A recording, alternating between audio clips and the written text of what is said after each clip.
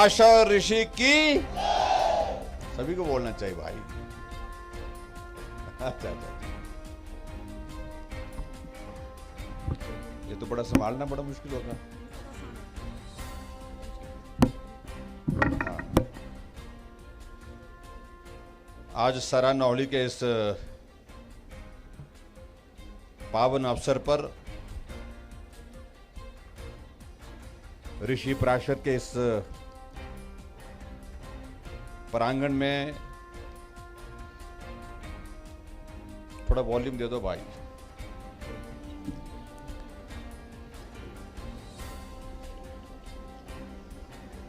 हमारी पार्टी के प्रदेश के महामंत्री और सुंदरनगर विधानसभा क्षेत्र के हमारे लोकप्रिय विधायक भाई राकेश जम्वाल जी, हमारे इस विधानसभा क्षेत्र द्रंग के लोकप्रिय विधायक जो सही मायने में देवड़ू है,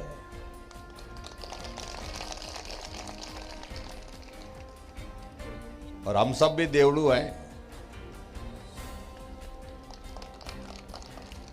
लेकिन ये ज्यादा देवड़ू हैं, देवताओं के साथ आस्था रखते हैं, देवताओं के साथ जाते हैं, देवताओं के साथ नाटी डालते हैं।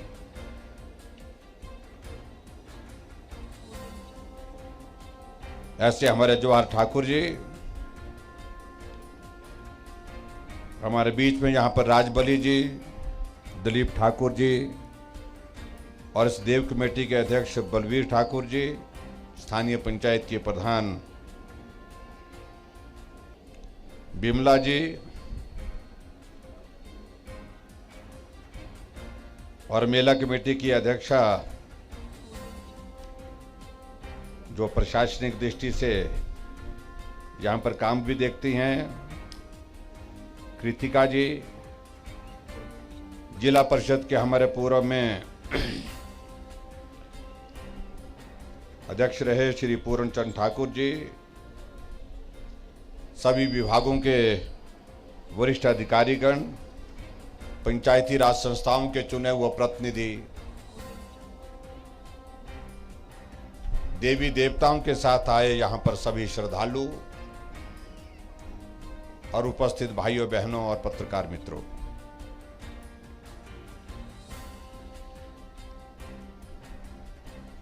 आज साजा भी है, साजा भी आज ही है ना,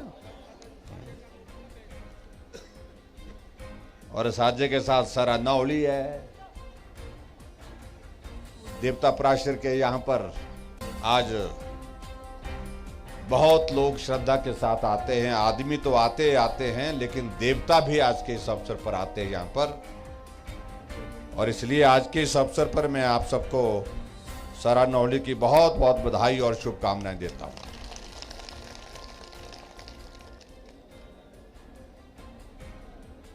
हिमाचल प्रदेश को हम देवभूमि कहते हैं।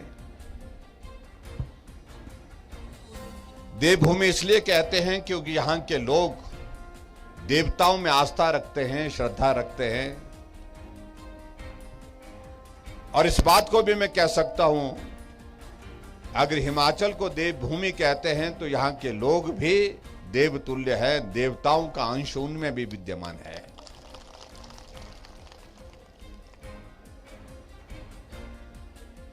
और हमारा ये सौभाग्य मैं मानता हूं कि इस देवभूमि हिमाचल प्रदेश में हमको जन्म लेने का अवसर प्राप्त हुआ है।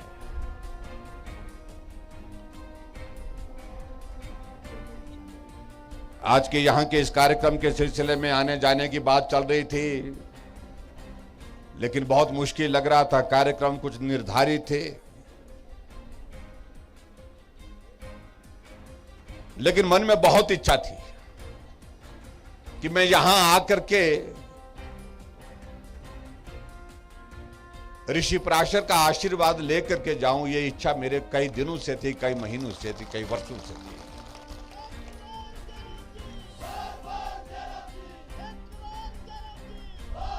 एक बार जब मैं हिमाचल प्रदेश सरकार में मंत्री था, तो बतौर मंत्री मैं यहां पर आया था, पहली बार जब उस वक्त आना हुआ था।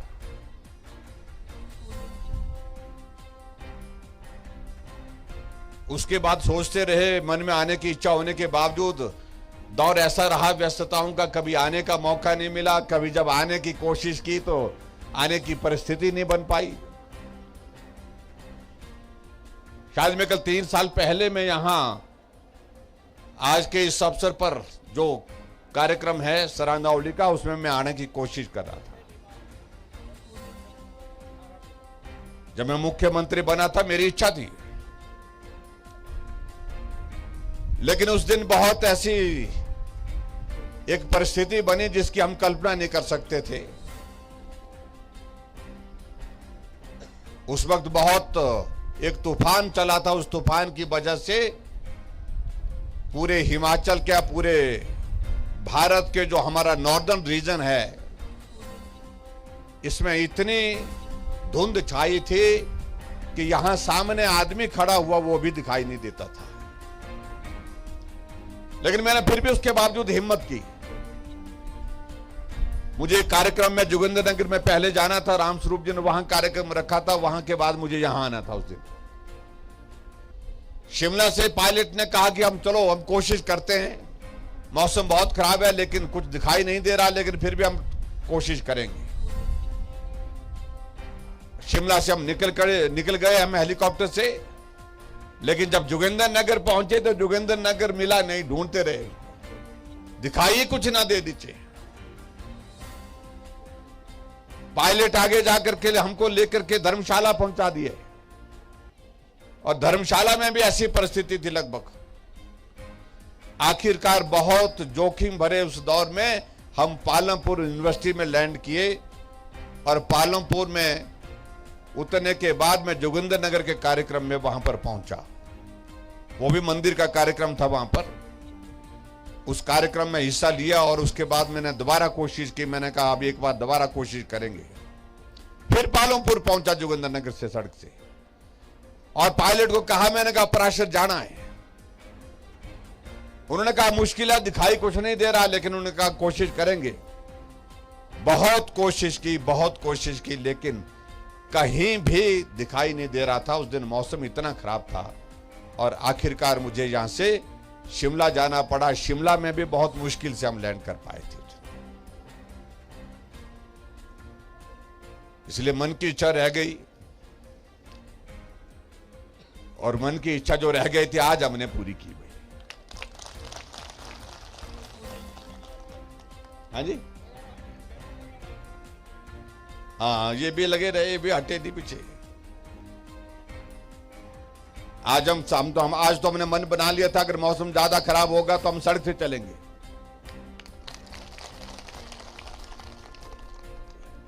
लेकिन अच्छी बात है कि अब हेलीपैड भी बना दिए, यहां पर आने जाने के लिए सुविधा रहेगी।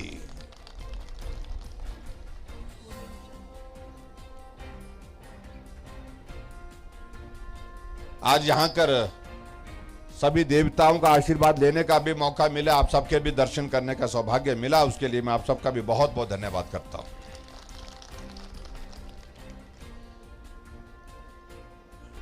हम हिमाचल प्रदेश में रहते हैं और देव संस्कृति के प्रति बहुत बड़ी आस्था रखते हैं, और इस बात को देखते हुए मुझे बहुत प्रसन्नता होती है। मैं जब देखता हूं कि देवता चला है तो लोग आनंद के साथ, बाजे के साथ चले हैं, गाते हुए जा रहे हैं, नाचते हुए जा रहे हैं। यही हमारी सबसे बड़ी खासियत है इस देवभूमि हिमाचल प्रदेश में, अपनी संस्कृति का सम्मान करना, पुरानी संस्कृति जो हमारी है, और देव संस्कृति के प्रति श्रद्धा रखना, ये हमारे जीवन का एक बहुत बड़ा महत्वपूर्ण हिस्सा है। और इसलिए मैं कह रहा हूं, कई बार मैं चिंतित हो जाता हूं थोड़ा इस बात को देखते हुए, जब देखता हूं कि हम तरक्की की राह पर आगे तो बढ़ रहे हैं, लेकिन हमारी देव संस्कृति जो है, हमारी हिमाचल की संस्कृति जो है, वो खतरे में पड़ रही है। खतरे के पड़ने की वजह मैं यही बता रहा हूं कि उसके प्रति जो जिस प्रकार का हमारा लगाव होना चाहिए उसमें कमी ना आए। लेकिन मैं यही कह सकता हूं कि जो हमारे पहाड़ी इलाके हैं, खासतौर से द्रंग विधानसभा क्षेत्र, सराज विधानसभा क्षेत्र, कुल्लू का इलाका, शिमला का इलाका, सिरमौर का इलाका, चंबा का इलाका, कांगड़ा का इलाका, जो पहाड़ी इलाके में है, आज वहां पर आज भी जो हिमाचल की जो प्राचीन संस्कृति है उसको जिंदा रखने के लिए गांव के लोगों ने बहुत बड़ा योगदान दिया है।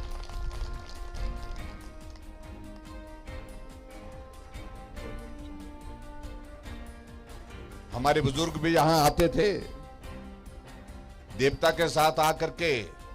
कई बार देवता हमारे वहां पर इस बात के लिए बहुत जोर से आग्रह करते थे कि पराशर ऋषि में जाकर के स्नान करना, पराशर ऋषि में जाकर के आशीर्वाद लेना। देवता, हमारे गांव के देवता भी यहां पर पैदल चल करके पहुंचे हुए, पैदल लोगों के साथ पहुंचे। लेकिन मैं धीरे धीरे देख रहा हूं कि आस्था का दौर थोड़ा कम होता जा रहा है, लेकिन यह कम नहीं होना चाहिए। हम इस बात से सहमत हैं, काम बहुत सारे करने को हैं। आदमी के पास समय की कमी हो सकती है, लेकिन उसके बावजूद श्रद्धा के बीच में कमी नहीं होनी चाहिए, आस्था के बीच में कमी नहीं होनी चाहिए। पिछले 2 वर्षों से ज्यादा का वक्त कोरोना में निकल गया और हमारा यह मानना है कि कोरोना के संकट में भी हम देवी देवताओं को याद करते रहे। आप सबका भी आशीर्वाद मिला, देवी देवताओं का भी आशीर्वाद मिला। आज मैं कह सकता हूं कि हिमाचल प्रदेश में कोरोना समाप्त होने की परिस्थिति में यहां पर हो गया है। कम बहुत हो गया है, लेकिन फिर भी हमको सावधान होकर के काम करना होगा। आज अगर हजारों की संख्या में इस प्रकार से हम बैठे हैं, अगर हजारों की संख्या में बैठ करके इस प्रकार से हम आनंद ले रहे हैं, कार्यक्रम का आनंद ले रहे हैं, देवताओं के साथ जा रहे हैं, नाट्य कर रहे हैं, और इस कोरोना के दौर में भी हम आज भी आस्था के साथ इस प्रकार के कार्यक्रम का हिस्सा बने हुए हैं। और उसके लिए मैं ये भी कहना चाहता हूं कि आप सबका योगदान तो है ही है, लेकिन हमारे देश के यशस्वी प्रधानमंत्री नरेंद्र भाई मोदी जी का भी बहुत बड़ा योगदान है, क्योंकि उन्होंने हमको वैक्सीन बिना पैसे के दी, वैक्सीन लगा ली, उसके कारण सब लोग सुरक्षित महसूस कर रहे हैं। ये मैं आपके बीच में कहना चाहता हूं।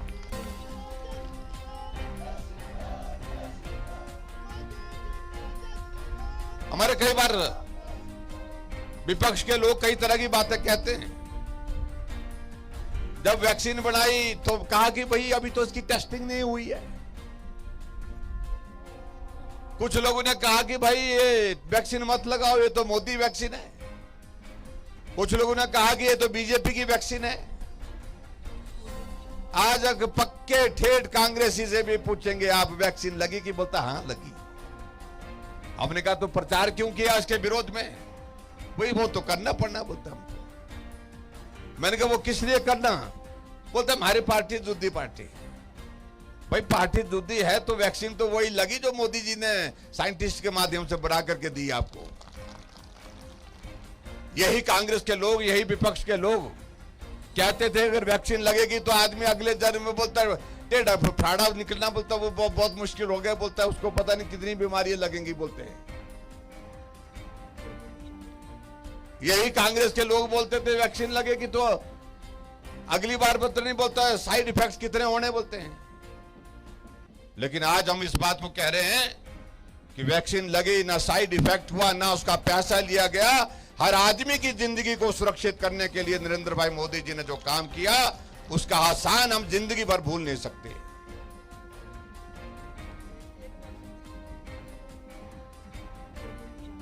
महंगी हो गई वैक्सीन, लगभग 1000 के करीब पड़ते, बोलते थोड़ा रेट बता रहे हैं। एक वैक्सीन, एक सुई जो है वो 1000 में पड़ती है, और वो 1000 रुपए की जो वैक्सीन वो फ्री ऑफ कॉस्ट लगी है। इसलिए बहुत सारी चीजों को लेकर के मैं आपके बीच में ये कह सकता हूं।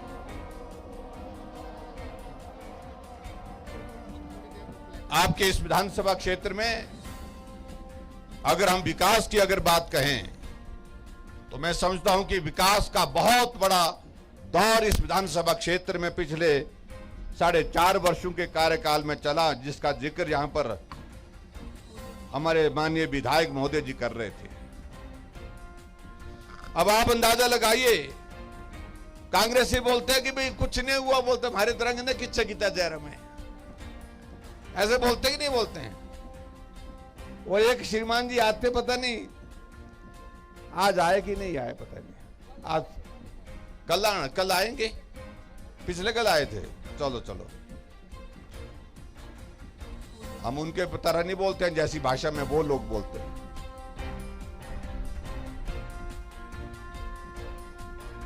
लेकिन इतना मैं जरूर कहना चाहता हूं, इस विधानसभा क्षेत्र में हमने 4.5 वर्ष के कार्यकाल में अगर हम सड़कों की अगर हम बात करें, सड़कों और पुलों की अगर बात करें, बिल्डिंग की अगर बात करें, हमने 200 करोड़ रुपए से ज्यादा इस विधानसभा क्षेत्र में सिर्फ पीडब्ल्यूडी डिपार्टमेंट से इनको संकित करके पैसा दिया है। 119 किलोमीटर सड़क नई बनाई इस विधानसभा क्षेत्र द्रंग में। अगर जो लोग ऐसा सोचते हैं कि जो सड़कें बनी हैं उन्हें देखी नहीं, तो देख करके आए। और जो सड़कें पक्की की, हमने लगभग 220 किलोमीटर सड़कें इस विधानसभा क्षेत्र के अंदर पक्की की हैं।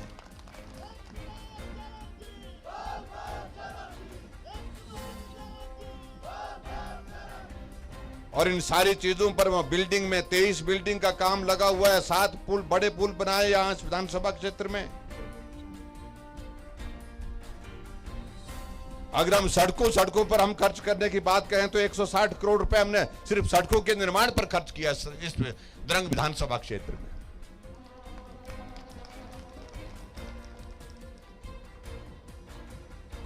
मैं ज्यादा नहीं कहना चाह रहा हूं, मैं इतना कहना हूं जो दिखाई दे रहा है उसका तो जिक्र करना चाहिए उन मित्रों को।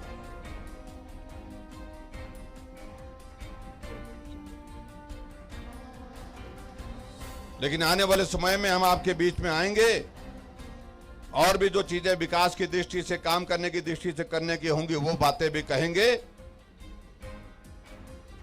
और मुझे इस बात की खुशी है कि अभी कुछ दिन पहले मैं द्रंग विधानसभा क्षेत्र के हम सुनोर के इलाके में गए थे और वहां भी हम देवते के मंदिर की प्रतिष्ठा, गणपति जी की मंदिर की प्रतिष्ठा थी, उस कार्यक्रम में गए थे।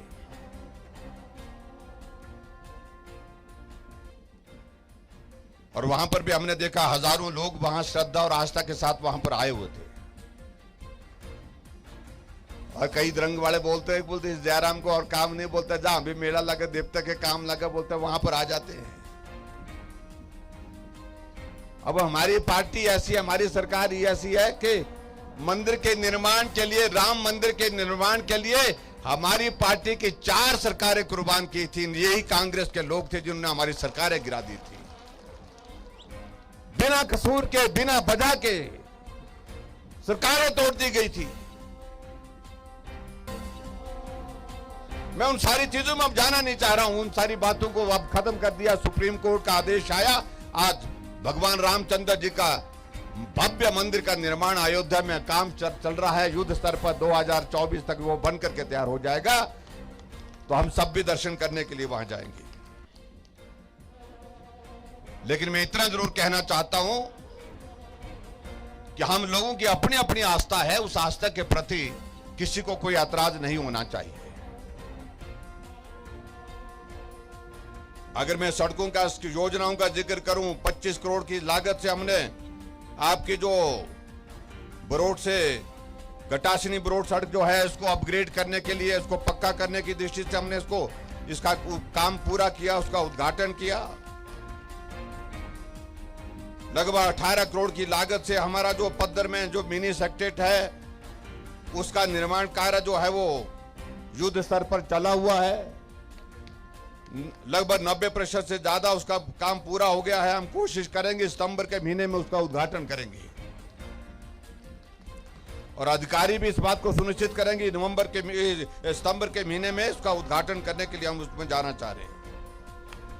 और उसी तरह से जल शक्ति विभाग का हमारा एनडीबी का प्रोजेक्ट जो है 81 करोड़ रुपए का 23 ग्राम पंचायतों को जो है वो पेयजल योजना के माध्यम से सुविधा देने वाला है। उसका भी काम जो है वो चला हुआ है। ये भी मैं आपके बीच में कहना चाहता हूं। आपके यहां पर हमने क्लस्टर यूनिवर्सिटी का जो नारला में 10.5 करोड़ की लागत से उसका भवन का निर्माण किया। जो हमारा कॉलेज का भवन, उसका काम चला हुआ है। 15 करोड़ की लागत से मंडी कटौड़ा बजौरा सड़क को, उसको जो अपग्रेड करने की दृष्टि से हमने काम, उसमें जो है काम प्रगति पर है।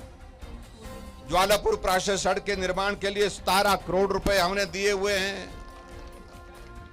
टिहरी कालंग प्राशर सड़क जो है वो 7 करोड़ की लागत से उस पर काम चला हुआ है। और 4 महीने में कहा कि वो उसको जोड़ करके हम तैयार करेंगे। 7 करोड़ की लागत से कटिंडी काशला सड़क जो है उसको जो अपग्रेड करने के लिए, उसको पक्का करने के लिए हमने काम शुरू किया हुआ है।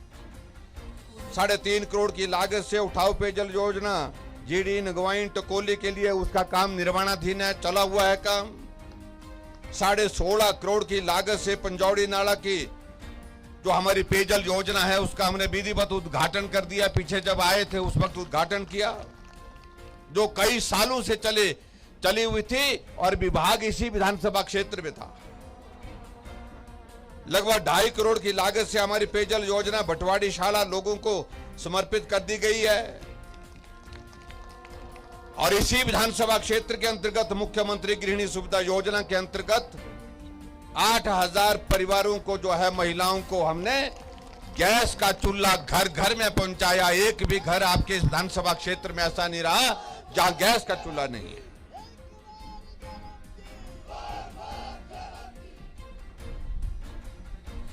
आपके थलौट में हमने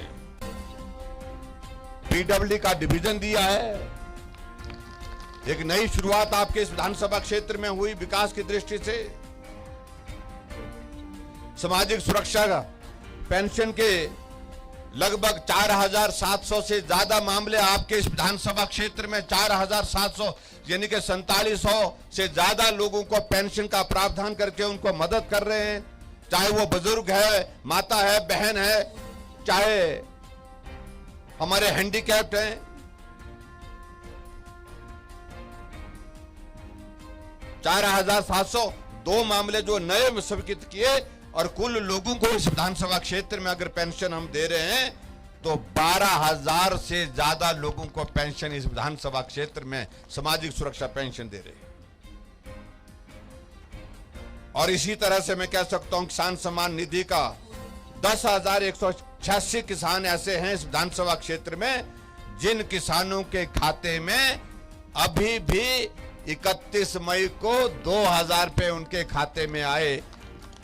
इस विधानसभा क्षेत्र का ही मैं जिक्र कर रहा हूं। 10,186 किसान इस विधानसभा क्षेत्र में ऐसे हैं जिनको किसान सम्मान निधि का पैसा भी मिला।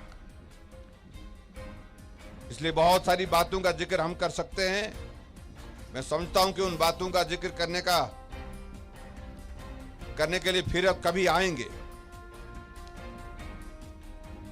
लेकिन मैं इतना जरूर कहना चाहता हूं कि हमारी सरकार ने जो योजना हमारी चली वो तो चली है।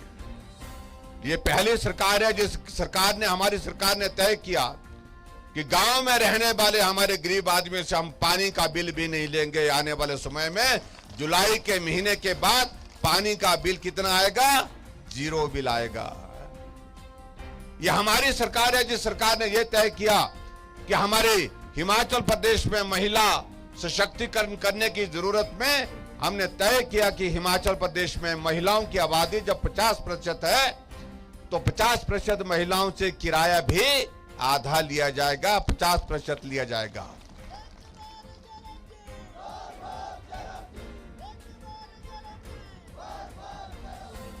और अगले महीने से हमारी महिलाओं के लिए 50% किराया लिया जाएगा। आधा किराया लिया जाएगा, आधा नहीं लिया जाएगा, आधा माफ कर दिया है। और इससे आगे बढ़ करके अगले महीने से यह भी होगा कि हिमाचल प्रदेश में जो जितने भी लोग ऐसे हैं जो 125 यूनिट से कम बिजली खर्च करते हैं, उन लोगों को बिजली का बिल आएगा। कितना आएगा? 0 बिल आएगा, कोई बिल नहीं आएगा। जितने भी लोग यहां पर बैठे हैं अगले महीने के बाद बिजली फ्री हो जाएगी। लेकिन ऐसा मत सोचना कि इसका मतलब आप बिजली का ज्यादा उसका वो उपयोग करेंगे। सदुपयोग करना है, लेकिन गांव के लोगों के लिए हमने तय किया कि उन लोग जो लोग 125 यूनिट से कम, यानी कि जिसके घर में 5-6 बल्ब है और उसमें से वो बारी बारी से जलाता है, कमरे में जाता है तभी जलाता है, कमरे से बाहर जाता है तो बंद कर देता है, उसको 125 यूनिट से कम आता है। और ऐसे लोगों की संख्या 12 लाख से ज्यादा है हिमाचल प्रदेश में। 12 लाख परिवार इस तरह के हैं जहां जिनको जो है बिजली का बिल आने वाले समय में 0 होगा। जब हमने ये ऐलान किया तो कांग्रेस को बेचारों को बहुत परेशानी हुई। बोलते ही कितना गलत बोलते। मैंने कहा भी गलत क्या किया ना, बोल ज्यादा गलत किया, बाक्या गलत किया, बिल्कुल गलत किया। बोलते नहीं करना चाहिए थे। बोलते मैंने कहा क्यों नहीं करना चाहिए था? लोग कर आदत बिगड़नी। बोलते आपने उनको जो है क्या बना दिया? बोलते आपने उनको हाँ बोल रहे कि भाई मुफ्त के मुफ्त खोर बना दिए। बोलते उन कांग्रेसियों को पूछना जब आएंगे आप लोगों के पास आने वाले समय में, आज आएंगे, अब आप उनको बोलिए हम तो मुफ्त खोर हैं, लेकिन तुम लोग जो देश में सत्ता 50 वर्ष तक करते रहे, इस प्रदेश में सत्ता में 50 वर्ष तक रहे, गरीब लोगों के लिए तुमने क्या सोचा? ये भारतीय जनता पार्टी की सरकार है जिसने 60 साल के ऊपर सभी बुजुर्गों के लिए पेंशन का प्रावधान किया। ये भारतीय जनता पार्टी की सरकार है जिस सरकार ने उस गरीब बेटी के लिए जो बीपीएल परिवार की है, उसकी शादी जिस दिन होगी तो हम 31,000 रुपए शगुन के रूप में उसको मदद कर रहे हैं। ये भारतीय जनता पार्टी की सरकार है जिस सरकार ने गरीब आदमी के इलाज के लिए हिमकेयर की योजना शुरू की। प्रधानमंत्री नरेंद्र भाई मोदी जी ने आयुष्मान भारत की शुरुआत की पूरे देश के लिए, और हिमाचल प्रदेश में हिमकेयर के माध्यम से हमने लोगों का मुफ्त में इलाज हो सके, गरीब आदमी की जिंदगी को बचाया जा सके, उसके लिए हमने काम किया। यह हिमाचल प्रदेश में भारतीय जनता पार्टी की सरकार है जिसने हमारी बहन के घर में गैस का चूल्हा पहुंचाने के लिए काम किया। एक भी परिवार हिमाचल में ऐसा नहीं रहा जहां गैस का चूल्हा नहीं पहुंचा है। और ये हिमाचल प्रदेश में मैंने कहा ये भारतीय जनता पार्टी की सरकार है जहां महिलाओं के लिए बस का किराया भी हमने आधा कर दिया। ये भारतीय जनता पार्टी की सरकार है जहां हिमाचल प्रदेश में हमने 125 यूनिट जो बिजली है वो भी हमने फ्री कर दी। ये भारतीय जनता पार्टी की सरकार है, गांव में रहने वाले गांव के वासियों को पीने का पानी भी बिना पैसे के दिया जाएगा। ये हमारी सरकार ने तय किया। तुम 50 साल सत्ता में रहे और सत्ता में रहते हुए तुम लोगों ने क्या किया? इन सारी बातों का जवाब आप लोगों को देना है। इसलिए मैं आज के इस कार्यक्रम में लंबी बात नहीं कहना चाह रहा हूं। आज तो आप भी देवली के लिए आए हैं, यहां पर देवता के दर्शन करने के लिए आए हैं। आप दर्शन करिए आराम से, और मेरा आप सबसे निवेदन है कि देवताओं के प्रति श्रद्धा का भाव सदैव आप बनाए रखिए। इतना मैं जरूर कहना चाहता हूं। और आपके यहाँ पर एक दो चीजों के लिए यहाँ पर बात कही गई है। एक तो मैं बरोड गया था, वहां पर ITI हमने घोषणा की है, उसकी नोटिफिकेशन हम बहुत जल्दी हम करने वाले हैं। और उसके साथ साथ में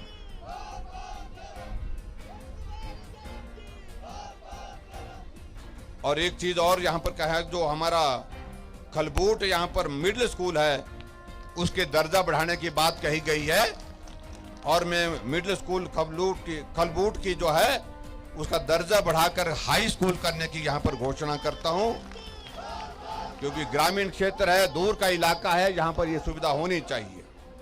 और इसी के साथ में ये भी मैं कहना चाहता हूँ कि जो इको टूरिज्म के तहत यहाँ हमारे इस इलाके को, इसको हम प्राशर को हम नई राहें नई मंजिलें जो टूरिज्म डिपार्टमेंट की हमारी योजना है उसके अंतर्गत ला रहे हैं। और उस योजना के अंतर लाने के लिए हम यहां पर मास्टर प्लान कर रहे हैं। और मैं ये जरूर कहना चाहता हूं, मैं इस बात की जानकारी हासिल कर रहा था, यहां पर हमारे पास कुल कितना जमीन कितनी है। कहा गया है कि कुछ देवता की जमीन है, कुछ फॉरेस्ट लैंड है, और इसमें क्या रास्ता निकल सकता है। लेकिन यहां इस इलाके को इको टूरिज्म में ला करके हम फॉरेस्ट डिपार्टमेंट के साथ यहां पर इसका डेवलपमेंट का प्लान भी करेंगे।